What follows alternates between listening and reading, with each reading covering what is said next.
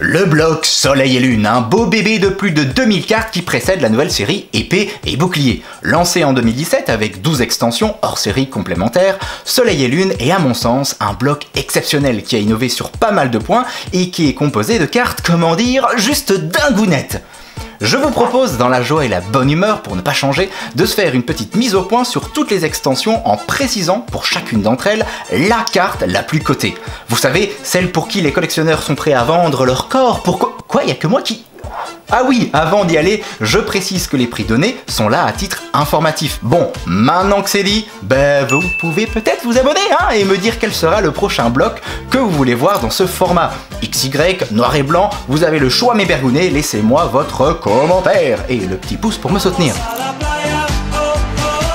Soleil et Lune est en toute logique la première série du bloc éponyme sortie en février 2017. Elle introduit les Jix qui remplacent les ex et met en avant les starters Archiduc, Felinferno et Oratoria ainsi que les Pokémon légendaires Lunala et Solgaleo qui sont donc les cartes les plus recherchées de la série. Comptez environ 50 € pour nos deux amis, des Rainbow Full Art secrètes très stylées et aux attaques bien reloues, Lunala? Continuons avec Gardien Ascendant, deuxième série qui met en avant les deux premiers Pokémon gardiens des îles d'Alola, Tokorico et Tokopillon, ainsi que d'autres Pokémon rares issus des jeux Soleil et Lune. La carte la plus recherchée de la série est Tokopillon GX, qui en raison de son utilité dans le jeu, cote plus que les autres. On reste dans la même gamme de prix, c'est-à-dire 60 € pour cette carte qui est encore facilement trouvable. N'oublions pas Metalos GX et Kaiser GX et les starters qui ont eux aussi la cote dans cette extension. Ah, Ombre Ardent, disons que c'est une série que beaucoup de youtubeurs ont présentée en vidéo. Et bien pourquoi Berg? Disons qu'elle met en avant des Pokémon légendaires comme Oh-Oh-Oh, Marshado et Necrozma, ainsi que les deux gardiens d'Alola, Tokotoro et Tokopisco. Mais ce n'est pas tant pour eux qu'on s'en rappelle, mais plutôt pour Dracofeu, Pokémon emblématique. CQFD, la carte la plus recherchée de la série, et probablement du bloc Soleil et Lune tout entier, est bien sûr le Dracofeu GX Rainbow Secrète, la totale. D'une valeur de 150 à 200 €. Voilà.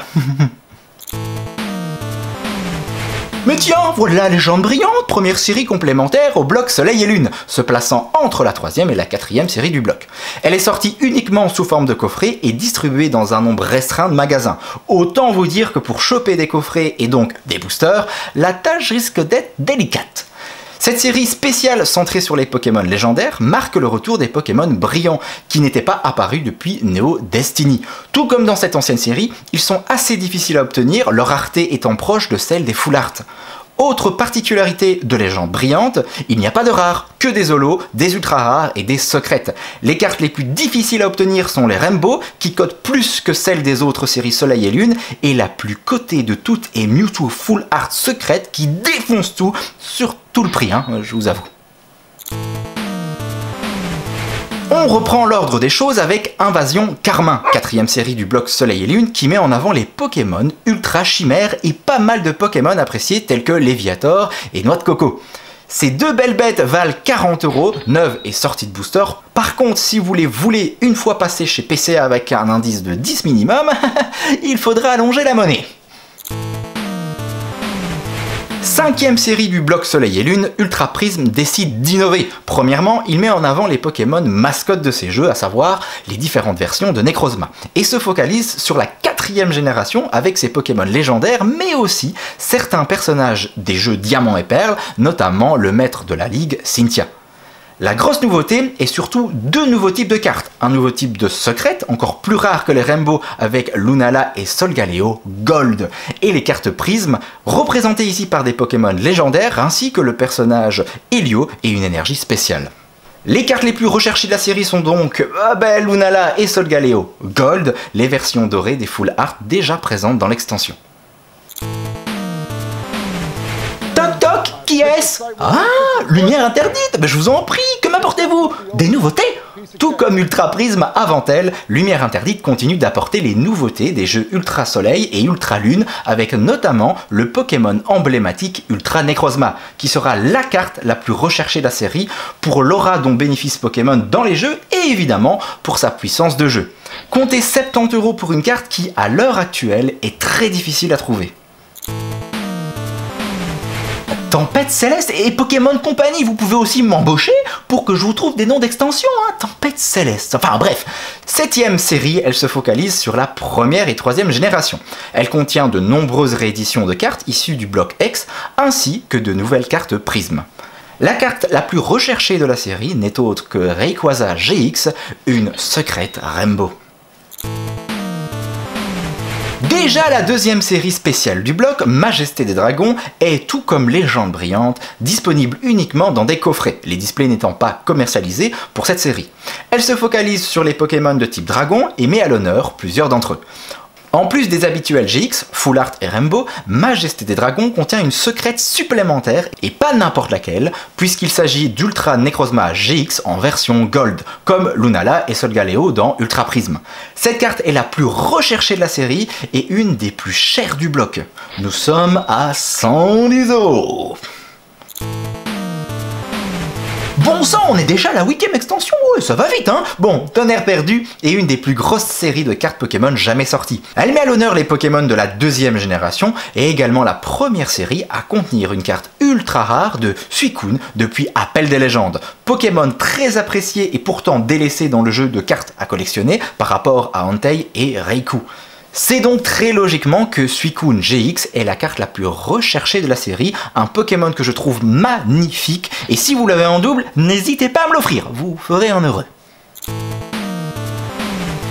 Oh cool, de nouvelles cartes. Et oui, Duo de Choc apporte comme principale nouveauté les cartes Pokémon Esquad, association de 2 Pokémon sur une même carte, apportant de nouvelles mécaniques de jeu.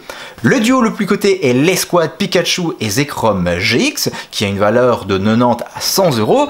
Et voilà, perso, je préfère très largement Evoli et Ronflex GX, 2 Pokémon de la première génération, que j'apprécie beaucoup. Bon, après il faudra arrêter car je n'aurai plus assez de doigts. Alliance Infaillible est la 10ème extension et contient beaucoup de cartes Pokémon très recherchées, notamment les Esquad GX qui mettent à l'honneur des Pokémon très appréciés comme Dracofeu, Gardevoir, Lucario ou Amphinobi. Comme dans Duo de Choc, c'est parmi les Full Art alternatives qu'on trouve les cartes Pokémon les plus recherchées, dont Reshiram et Dracofeu GX qui cotent à plus de 150 €. Bon, je passe volontairement l'extension promotionnelle Détective Pikachu, une série spéciale de 18 cartes sortie en mai 2019 en France pour accompagner la sortie du film Détective Pikachu. Toutes les cartes Détective Pikachu, je le dis beaucoup de fois, sont holographiques et illustrées avec des images issues du film. Les Pokémon ont donc un rendu particulièrement réaliste, ce qui est à noter une première dans le jeu de cartes Pokémon.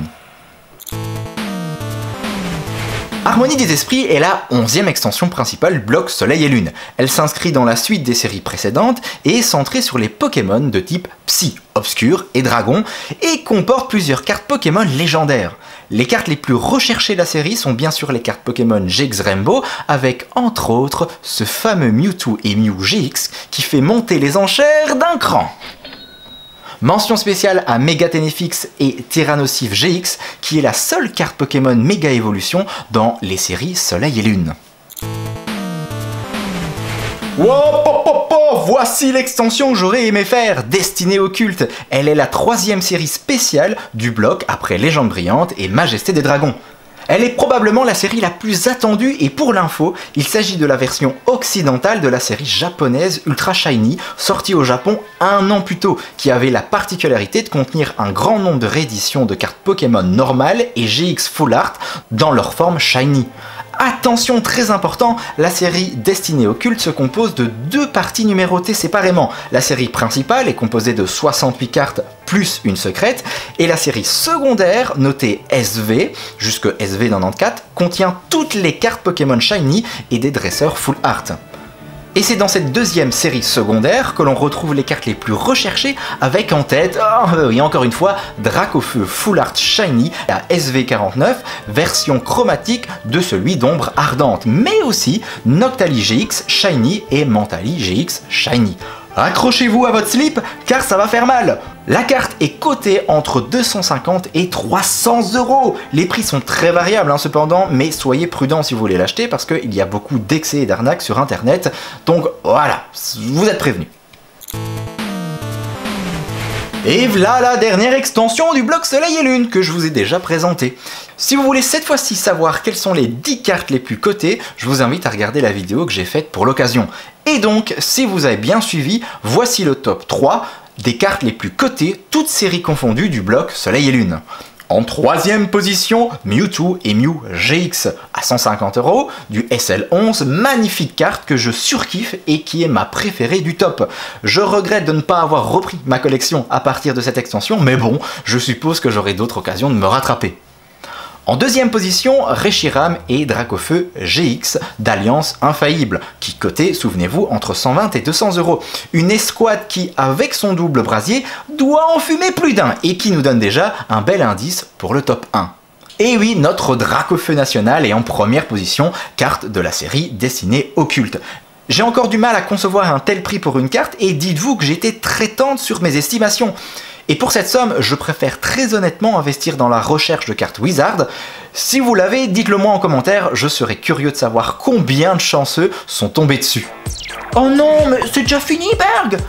Ben oui, et je suis aussi déçu que vous, croyez-moi. On se dit de toute manière à vendredi prochain. N'hésitez pas à me dire en commentaire quel bloc vous voulez voir pour la prochaine fois. Portez-vous bien et faites attention à vos proches et à vous, en ces temps un petit peu particuliers. Allez, des bisous avec le mètre de distance, hein.